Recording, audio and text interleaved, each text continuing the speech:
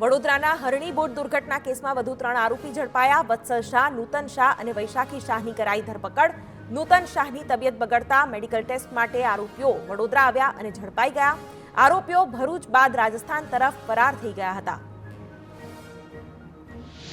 વડોદરામાં હરણી boat દુર્ઘટનાનો case. હરણી લેકમાં દુર્ઘટનાનું reconstruction કરાયું। મૃતકોના વજનની રેતીની થેલીઓ બોટમાં મૂકવામાં આવી। વજન મૂકી બોટને તળાવમાં ફેરવવામાં આવી।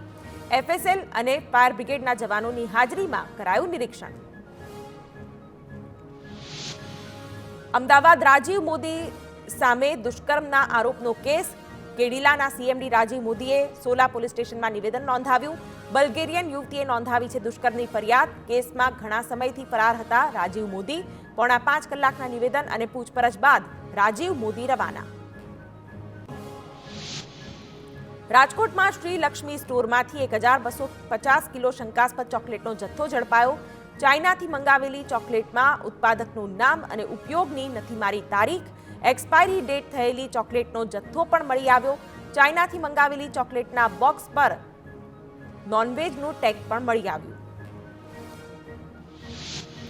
અમદાવાદમાં પાર્કિંગ કર્મી સાથે કાર ચાલકે કર્યું ગેરવર્તન। કાર પાર્ક કરી પૈસા ન આપ્યા। કર્મીએ પૈસા માંગતા કાર સાથે ઢસેડ્યો। બાપુનગરના દિનેશ ચેમ્બર પાસે આવેલું છે પે એન્ડ પાર્કિંગ। પોલીસે ગુનો નોંધી તપાસ હાથ ધરી। અમદાવાદના નરોડામાં મહિલા પાસેથી પર્સની લૂંટ। કૈલાશરાજ સોસાયટી પાસેથી મોપેડ ચાલકે પર્સ અને મોબાઈલની કરી લૂંટ। મહિલાએ પહેરેલી બંગડી કાઢવાનો પણ કર્યો હતો પ્રયાસ। પોલીસે ગુનો નોંધી તપાસ હાથ ધરી। સુરતના માંગરોળના વાંકલ ગામે વાનરે મચાવ્યું તોફાન। 4 દિવસમાં 20થી વધુ લોકો પર કર્યો હુમલો। ઘટનાની જાણ વન વિભાગને કરતા વન વિભાગની ટીમે વાનરને પકડવા માટે કામગીરી હાથ ધરી।